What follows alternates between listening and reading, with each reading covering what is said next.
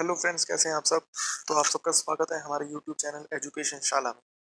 Friends, आज जो हम पढ़ना स्टार्ट कर रहे हैं वो है नेशनल एजुकेशन पॉलिसी 2020 का सेकंड पार्ट। इसका हमने फर्स्ट पार्ट पहले ही कर लिया था और आज हम इसका पार्ट सेकंड लेकर आए हैं। फ्रेंड्स, जो भी हमने पार्ट फर्स्ट में पढ़ा था, अगर आपने वो वीडियो नहीं देखी तो प्लीज़ वो वीडियो ज़रूर देखिएगा। बहुत इंपॉर्टेंट टॉपिक्स मैंने उसमें कवर करे हुए हैं और आज मैं इसका पार्ट सेकंड लेकर आया हूँ। पार्ट सेकंड भी हमारा बहुत ही रेलेवेंट होगा और बहुत इंपॉर्टेंट टॉपिक्स होंगे। अगर आप नेशनल एजुकेशन पॉलिसी की पार्ट वन और पार्ट टू की वीडियो देख लेंगे तो आपका DSSB, KVS, NVSC TET, UP TET, H TET या कोई भी टीचिंग एग्जाम में पूछे जाने वाले नेशनल एजुकेशन पॉलिसी के जो भी क्वेश्चंस होंगे वो आप आसानी से कर पाएंगे। और आप देखेंगे कि कोई भी जो आजकल टीचिंग एग्जाम्स हो रहे हैं, मैंने प्रीवियस ईयर के काफ़ी एग्जाम्स देखे थे, सीटेट के, डीएसएसबी के, केवीएस के। उनमें बहुत सारे क्वेश्चंस पूछे जा रहे हैं एजुकेशन पॉलिसी 2020 से। तो ये टॉपिक बहुत ही हॉट टॉपिक है और इसे कवर करना बहुत ही ज़्यादा ज़रूरी है। तो आप हमारी जैसे ही वीडियो देखेंगे तो आपको पता लगेगा कि हमने कितने कितने इंपॉर्टेंट टॉपिक्स इसमें कवर किए हुए हैं। और जो हमारे इसके बाद नेशनल एजुकेशन पॉलिसी की वीडियो आएगी उसके अंदर एमसीक्यू क्वेश्चंस होंगे। Part one and part two में मैंने जितना भी कोर्स था वो कवर कर दिया है। उसके बाद जो हमारी वीडियो आएगी, third video national education policy की, उसके अंदर 50 क्वेश्चंस होंगे एमसीक्यू एमसीक्यू के। दो वीडियोस आएंगी 50-50 एमसीक्यूज की, जिसके अंदर हर एक क्वेश्चन कवर किया जाएगा। वो जिस भी किसी एग्जाम में आया होगा जिसमें एजुकेशन पॉलिसी से रिलेटेड क्वेश्चंस पूछे गए हैं। तो इसलिए इस चैनल पर बने रहें और आप देखेंगे कि आपको कितना बेनिफिट होगा हमारी इस वीडियो से। चलिए बढ़ते हैं हम आगे अपने नेक्स्ट स्लाइड की तरफ। नेशनल एजुकेशन पॉलिसी 2020 और ये है इसका पार्ट टू। सबसे पहले जो हमें इसमें दिया गया है पहला पॉइंट कि activities involving coding will be introduced in the middle stage. जैसा जैसा कि मैंने आपको पहले बताया था कि 10+2 को हटा के जो अब न्यू हमारा स्कूल सिस्टम आया वो आया 5+3+3+4, 5+3+3+4। इसके अंदर क्या है जो हमारी पहली 5 ईयर की स्टेज है वो है फाउंडेशनल स्टेज। वो है फाउंडेशनल स्टेज। फाउंडेशनल स्टेज को दो पार्ट्स में डिवाइड किया गया। पहला पार्ट है हमारा आंगनवाड़ी वाला, प्री प्राइमरी वाला, और जो नेक्स्ट पार्ट है वो है क्लास फर्स्ट एंड सेकंड वाला। ठीक है। ऐसे ही जो हमसे ये कहा गया है,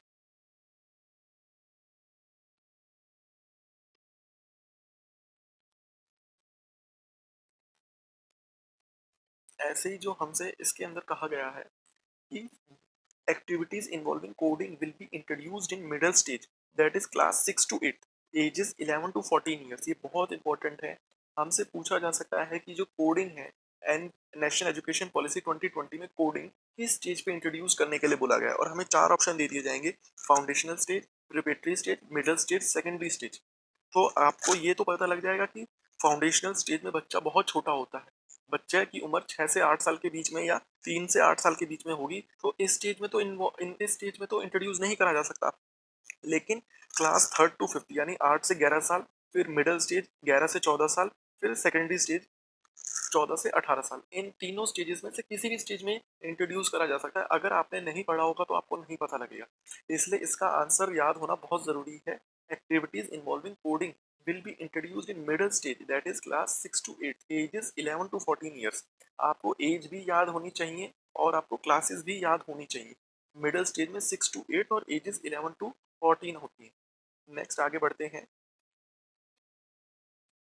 national curricular framework for school education NCFSCE 2020-21 will be undertaken by NCERT based on the principles of NEP 2020। It will be updated once every 5 to 10 years।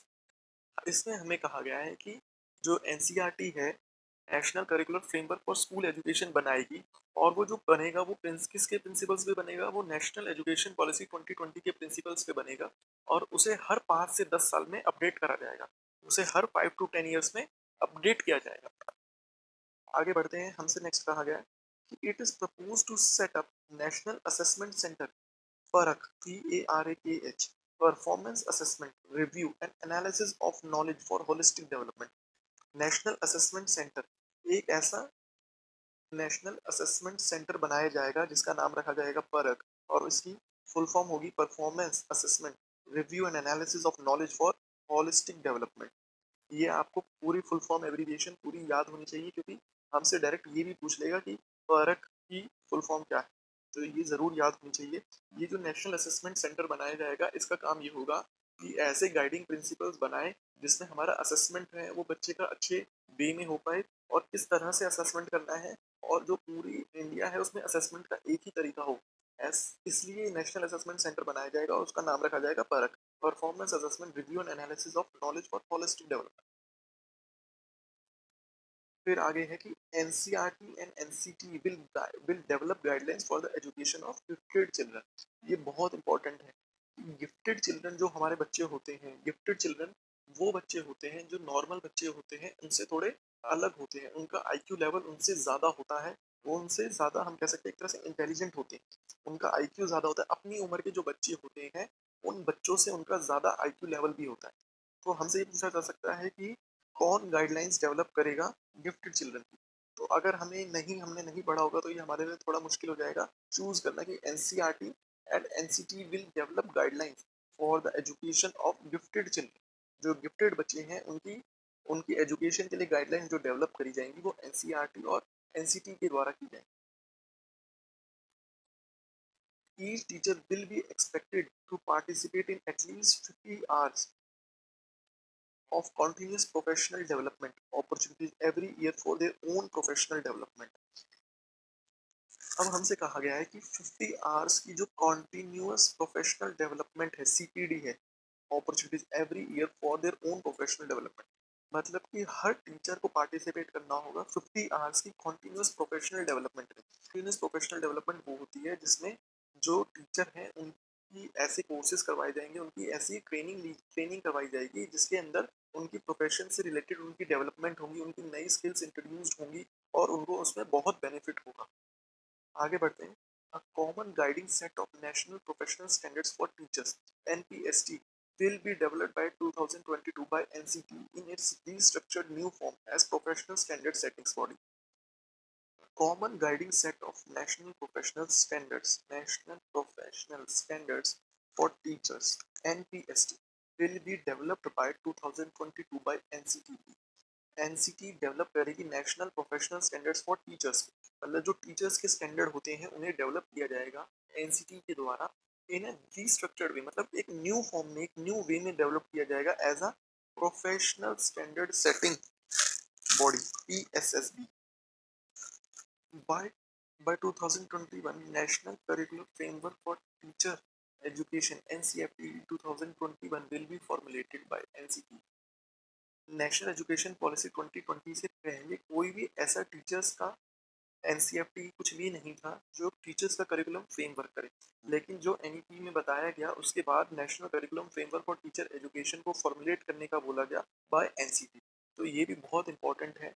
हमसे पूछा जा सकता है कि एनसीएफटी 2021 जो फॉर्मुलेट करने के लिए बोला गया है वो कौन फॉर्मुलेट करेगा। हमसे बोला जा सकता है कि क्या एनसीईआरटी करेगी, एनसीईआरटी करेगी, एनसीटी करेगी, या फिर मिनिस्ट्री ऑफ एजुकेशन करेगी, या ministry ministry of welfare human welfare करेगी।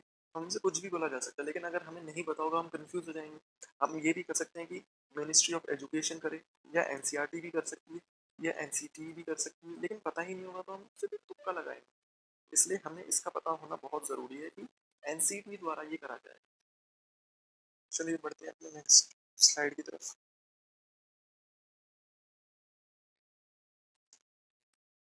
आगे हमें दे रखा है कि higher education institutions shall aim to become multidisciplinary institutions by 2030। बहुत इंपॉर्टेंट है ये पॉइंट कि जो हायर एजुकेशन इंस्टीट्यूशंस हैं वो कब तक मल्टी डिसिप्लिनरी इंस्टीट्यूशंस हो जाएंगे। तो बोला गया बाय 2030, ये गाइडलाइन दी गई है। The aim is to increase the growth enrolment ratio in higher education including from 26.3% 2018 to 50% by 2035। ये कहा गया है कि जो ग्रोथ एनरोलमेंट रेशियो है, ग्रोथ एनरोलमेंट रेशियो का मतलब वो है जितने बच्चे वहां पर एडमिशन ले रहे हैं। तो वो 2018 के अकॉर्डिंग 26.3% था, और हमारा एम ये है कि 2035 तक उसे 50% कर दिया जाए। अच्छा, मल्टी डिसिप्लिनरी इंस्टीट्यूशंस क्या होते हैं।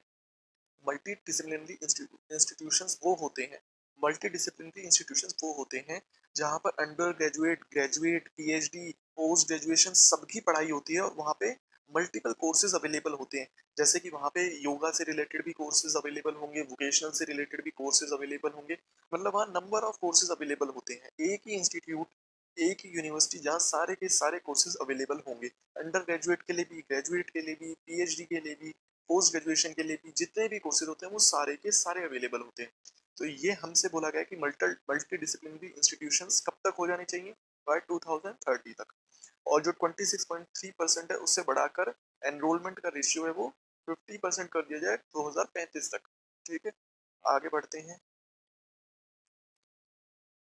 According to According to the Justice J.S. Verma Commission 2012, constituted by the Supreme Court, a majority of teacher education institutions over 10,000 in number are not even attempting serious teacher education, but are essentially selling degrees for a price. तो ये बहुत बड़ी बात कही जा रही है कि जो एक कमेटी बनी थी under justice J.S. Verma commission, J.S. Verma commission बोला गया 2012, कंस्टिट्यूटेड बाय सुप्रीम कोर्ट। ये सुप्रीम कोर्ट ने कमेटी बनाई थी जिसके चेयरमैन थे वो जस्टिस J.S. वर्मा थे।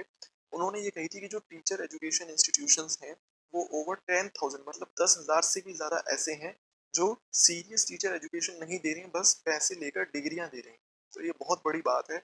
इसके चेयरमैन थे वो J.S. वर्मा थे, ये भी इंपॉर्टेंट है, पूछा जा सकता है।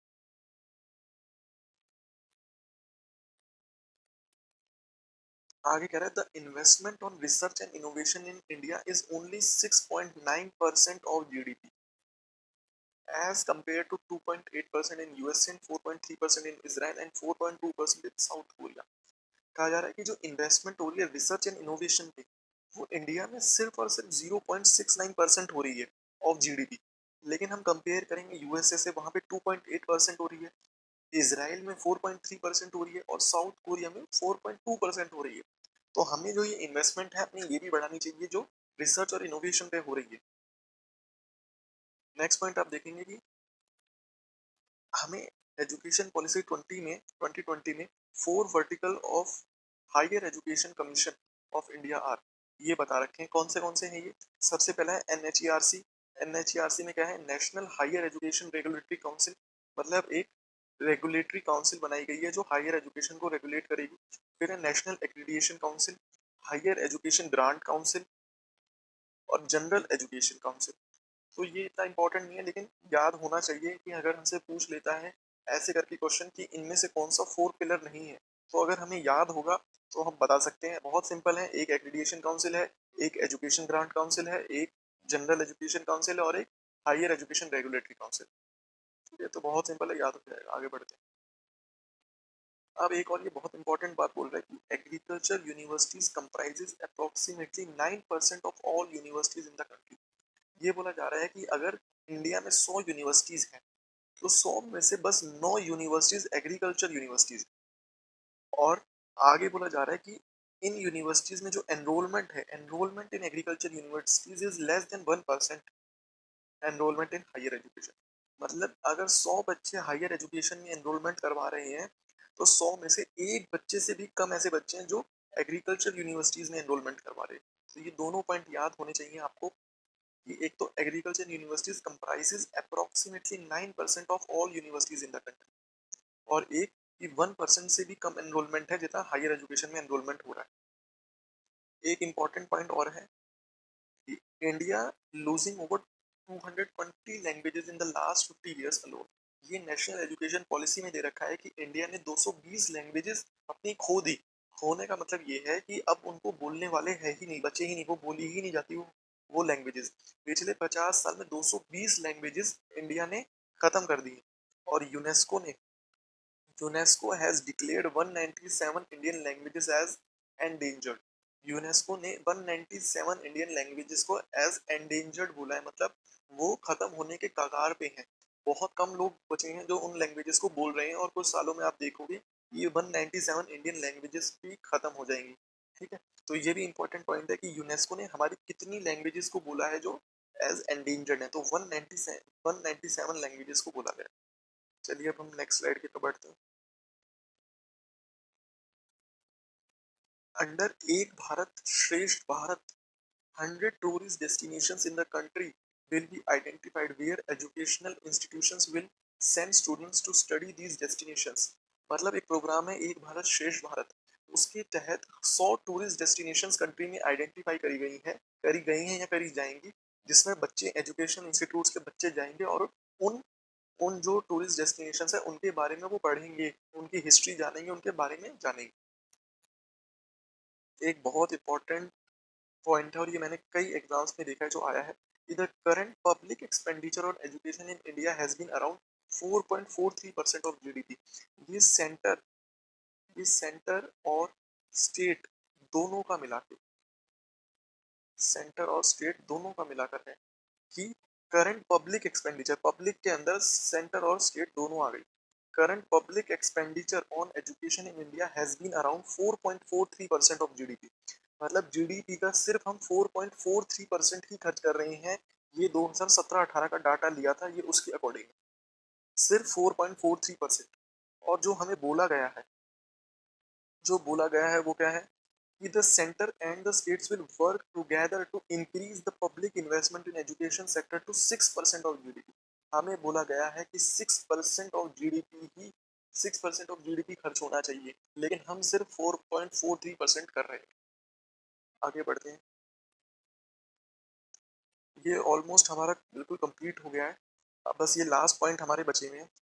पहले बोला गया कि हाँ, हमारी जो 5+3+3 4 5+3+3+4 ये मैंने एक्सप्लेन किया है पूरा का पूरा। इससे आपको पूरा समझ में आ जाएगा कि कैसे 5+3+3+4 को डिस्ट्रीब्यूट किया गया। जो हमारा पहले 10+2 होता था, जिसे हम 10+2 स्ट्रक्चर कहते थे, उसे चेंज करके 5+3+3+4 किया गया है। अब देखिए जो पहला 5 है, पहला 5 ये रहा, इसे फाउंडेशनल स्टेज बोली गई है। इसे फाउंडेशनल स्टेज जिसे डिवाइड किया गया दो पार्ट्स में। पहला पार्ट है 3 इयर्स का, एजेस 3 से 6। मतलब जब बच्चा 3 से 6 साल के बीच में होता है तो उसे आंगनवाड़ी, बाल वाटिका या प्री स्कूल में करवाया जाता है। उसके बाद जो दिया गया है वो 6 to 8, ये 2 साल का दिया गया है। इसमें बच्चा क्लास फर्स्ट एंड सेकंड में आ जाएगा। तो ये 3+2 मिला के हो गया 5। ये हमारा पहला है फाउंडेशनल स्टेज। अब इसमें क्वेश्चन कैसे पूछा जा सकता है? क्वेश्चन पूछने के दो तरीके हैं। क्वेश्चन एक तो डायरेक्टली पूछा जा सकता है कि फाउंडेशनल स्टेज में होता है बच्चा तो उसकी क्या एज होगी। फाउंडेशनल स्टेज में बच्चे की एज होगी 3 to 8 ईयर्स। फाउंडेशनल स्टेज में बच्चे की एज होगी 3 to 8 ईयर्स। और जो पूछा जा सकता है कि फाउंडेशनल स्टेज में बच्चा कौन सी क्लास में हो सकता है, तो बच्चा class class first and second में हो सकता है। ठीक है, ठीक है। तो ये दो टाइप के क्वेश्चन इसमें पूछे जा सकते हैं। अब हम आगे देखेंगे, आगे भी ऐसे ही है। फाउंडेशनल स्टेज के बाद आ जाती है हमारी प्रिपरेटरी स्टेज। प्रिपरेटरी स्टेज 3 साल की होती है। हमने 5 कर दिया, अब हम 3 पे आ गए। 5+3 था, हम 3 पे आ गए। प्रिपरेटरी स्टेज 3 साल की होती है। उसमें बच्चा क्लास 3rd to 5th में होगा और एजेस हैं वो 8 to 11 होगी। अब हमसे पूछा ये भी जा सकता है कि बताओ मिडिल स्टेज या प्रिपरेटरी स्टेज या प्रिपरेटरी स्टेज में कितने ईयर्स की होती है। तो प्रिपेड मिडिल स्टेज 3 ईयर्स की, प्रिपरेटरी 3 की, फाउंडेशनल स्टेज 5 की और सेकेंडरी स्टेज हमारी 4 ईयर्स की। ऐसे भी पूछा जा सकता है, तो हमें ये याद होना चाहिए। बहुत सिंपल है। आप देखेंगे पहली फाउंडेशनल है 5 साल की होती है, क्लास फर्स्ट और सेकंड, और दूसरा उसके अंदर बालवाटी का प्री प्राइमरी होती है। नेक्स्ट हमारी प्रिपरेटरी स्टेज होती है, वो 3 साल की होती है। उसके अंदर बच्चा क्लास 3rd to 5th में होता है या फिर एजेस 8 to 11 होती है। नेक्स्ट हमारी मिडिल स्टेज है। मिडिल स्टेज 3 साल की होती है, जिसमें बच्चा या तो क्लास 6 to 8 में होगा और उसकी एज होगी वो 11 to 14 होगी। सेकेंडरी क्लास में सेकेंडरी स्टेज हमारी 4 ईयर्स की होती है। इसमें बच्चा या तो क्लास 9 to 12 में होगा और एज उसकी 14 to 18 होगी। ठीक है, तो यही हमने पूरी एनईपी 2020 दो पार्ट्स में कवर कर ली है। अब हमारी जो नेक्स्ट वीडियो आएगी एनईपी 2020 की, उसमें एमसीक्यूज होंगे। लगभग 2 वीडियोस और आएंगे, उनके अंदर 50-50 एमसीक्यूज होंगे और वो एमसीक्यूज बहुत ही इंपॉर्टेंट होंगे। वो एमसीक्यूज वही एमसीक्यूज हैं जो पिछले कुछ टाइम में एग्जाम्स में आए हैं, करंट एग्जाम्स में आए हैं, कुछ पिछले कुछ 6 महीनों में, 1 साल के अंदर एग्जाम्स के अंदर आए हैं। और वो बहुत इंपॉर्टेंट क्वेश्चंस हैं। और अगर आपने ये 2 वीडियोस और उसके बाद जो एमसीक्यूज की वीडियो आएंगी दो, वो अगर आपने कर ली तो एनईपी से कुछ भी क्वेश्चन पूछा जाए वो आप कर लेंगे। कुछ क्वेश्चंस मैंने इन 2 वीडियोस में नहीं डाले, नहीं बताए हैं, क्योंकि मैं चाहता था आपको वो क्वेश्चंस के साथ समझाऊं, क्योंकि आप क्वेश्चंस के साथ समझेंगे तो उन्हें बेहतर समझ पाएंगे। और जो ये वीडियो मैंने आज बनाई है, इसकी पीडीएफ भी मैं प्रोवाइड करवा दूँगा। पिछली वाली वीडियो थी, उसकी भी मैंने वीडियो डिस्क्रिप्शन में डाल दी थी। ये पीडीएफ डिस्क्रिप्शन में डाल दी थी और इसकी वीडियो की मैं पीडीएफ डिस्क्रिप्शन में डाल दूँगा, तो आप उसको भी डाउनलोड करके उससे भी आप देख सकते हैं। तो यहीं पे हमारा एनईबी 2020 का कोर्स कंप्लीट होता है 2 वीडियोज़ में और अब इनकी मैं कोशिश करूँगा कि मैं जल्द से जल्द एमसीक्यूज़ की वीडियो डालूँ और वो बहुत इंपॉर्टेंट वीडियोज़ होंगी, प्लीज़ आप देखिएगा।